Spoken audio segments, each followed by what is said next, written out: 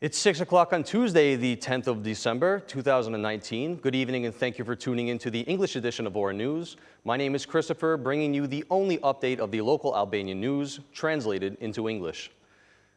The President of the Republic has responded to the prosecution's invitation to provide clarifications regarding the complaint against the head of the Justice Appointment Council, Ardian Dorani.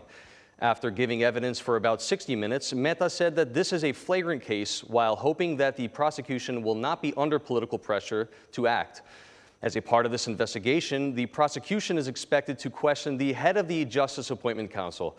He was warned by the Tirana prosecutor when he was summoned to report to Ardian Dvorani. President Mehta has published a short video with his arguments about the action he has taken to protect the Constitution.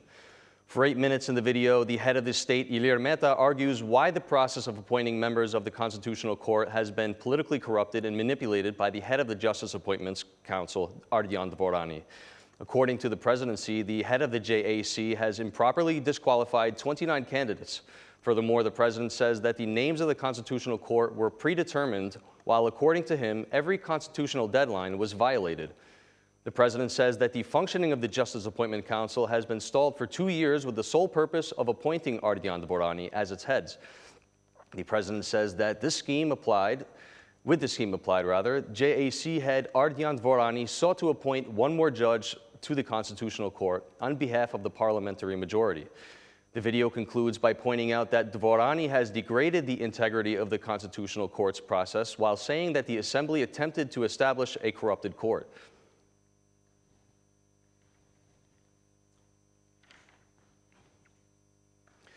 They lost the battle, but continue with the fight.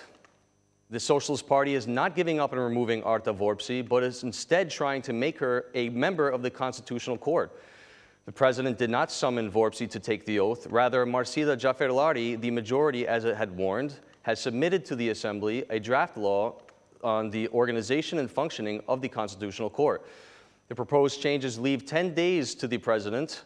Otherwise, the judge sends a written oath to the head of state. The president organizes the swearing-in ceremony no later than 10 days after the date of the election, appointment, or announcement of a member of the Constitutional Court. If the member of the Constitutional Court is not summoned to take the oath after the expiration of this term, he shall take the oath in writing and send it to the President of the Republic. The date of the oath ceremony or the date of submitting the oath in writing shall be considered as the day of the oath, and the commencement of duty of a judge of the Constitutional Court shall be included in his personal file, said the Socialist Party.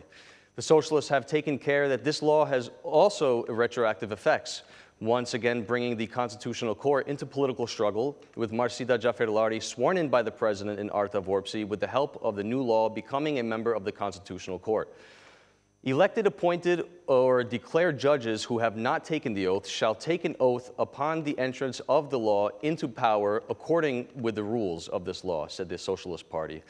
The majority with the proposed draft law seeks to abolish the president's constitutional powers, as the Constitution gives the special anti-corruption prosecution members their mandates after taking an oath to the head of state. The Socialists have been thinking of preceding a possible blockade by the president on setting up the special anti-corruption prosecution. In the second draft law in the Assembly, the Socialists expressed that the magistrates must swear in before the High Judicial Council and the High Council of the Prosecution. In Article 37, Paragraph 2, after the word public ceremony, the sentence before the High Judicial Council or the High Prosecutorial Council were added. The council shall hold the swearing-in ceremony no later than 10 days after the appointment of the magistrates. The mandate of prosecutors in the Special Prosecution Office begins on the date of their promotion by the High Prosecutorial Council. A few minutes after the publication of the Socialist Party report, the reaction came from President Ilir Mehta, who advises the majority to deal with the earthquake management as he expresses clarity about his duty to protect the Constitution.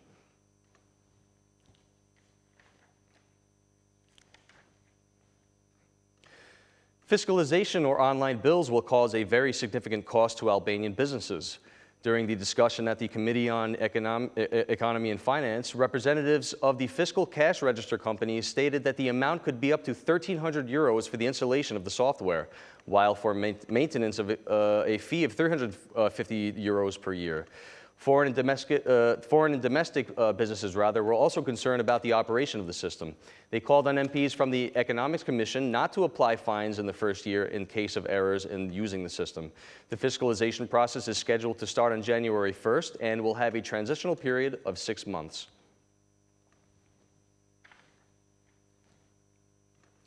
Two weeks after the announcement of a national emergency in the three cities of Tirana, Durrës, and Tuman, the majority has formalized the housing reassessment process. The draft submitted to Parliament foresees the inclusion of buildings in the reassessment process that are already in the process of legalization. Those who will be eligible to apply are homeowners with so-called entrepreneur contracts and live in dwellings without mortgages. The project does not foresee the basis on which the reevaluation of high-rise apartment buildings will be based, but it is expected that the initial value will be calculated by the cost of construction. According to the draft law, the tax on the reevaluation process will be 3% from its current level of 15%. All interested citizens will have a window from January 1st to August 30th, 2020 to make a self-declaration at the cadastral offices or through a licensed expert. It is estimated that the financial effects on the budget are projected to be around 6 billion lek, and it is expected that about 50,000 dwellings will undergo the process. In Albania, there have already been some reevaluation processes during the period of 2011 to 2013, which held a level of taxation at 1%, benefiting from 95,000 assets, while the process of reevaluation during the 2016-2017 period with a taxation at 2% was implemented for around 63,000 assets and generated 5.1 billion lek for the national budget. A simple example would be a citizen selling an apartment worth 100,000 euros at a price of 150,000 euros, whereby 15% of the difference of 50,000 euros would be collected in the form of taxes, rendering 7,500 euros in revenue for the state.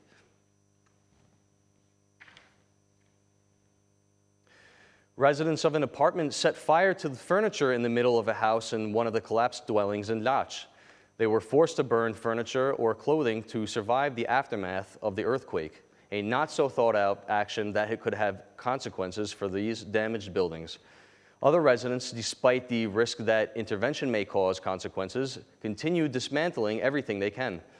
Even business owners on the first floor do the same. But while families have been promised that their homes will be rebuilt, business owners say that they haven't been told anything. Meanwhile, residents of many damaged buildings that have not received an official assessment have slept out for 2 weeks. In this 5-story building in Lach's number 2 district, they say that no one has gone to see them. There are 13 verification groups on the ground in Corbin municipality, while residents continue to complain about delays in housing certification.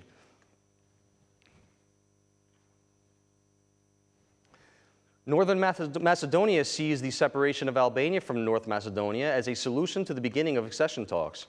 Foreign Minister Nikola Dimitrov, while speaking to Euronews, said launching the process with only one country is better than none. I think the success of a country is good news for the whole region. As good neighbors, we believe that Tirana should start its European path as well.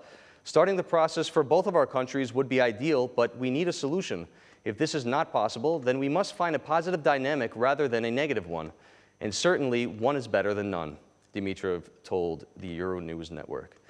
Last October, during the European Council meeting, most EU countries were in favor of opening negotiations with Northern Macedonia, but expressed concern about Albania's progress. But even if the review process is divided, there is no guarantee that negotiations will begin for Skopje. On Monday, Dimitrov also had his first meeting with the new enlargement commissioner, Oliver Varhelyi. After the meeting, Dimitrov said that Skopje had no alternative but full integration into the European Union. I think the region has no other strategic alternative. One way or another, we will get there. But the journey will be easier if we have the friends and the means to support the reforms. In October, the European Council decided that the issue of enlargement would be discussed. Ahead of the Zagreb summit, Dimitrov wants a solution to be reached as soon as possible. And that's the news across the country today. Thank you for watching our English edition this evening, and be sure to join us again every Monday to Saturday at 6 p.m. for the latest news from Albania. Once again, on behalf of Ora News, thank you and good night.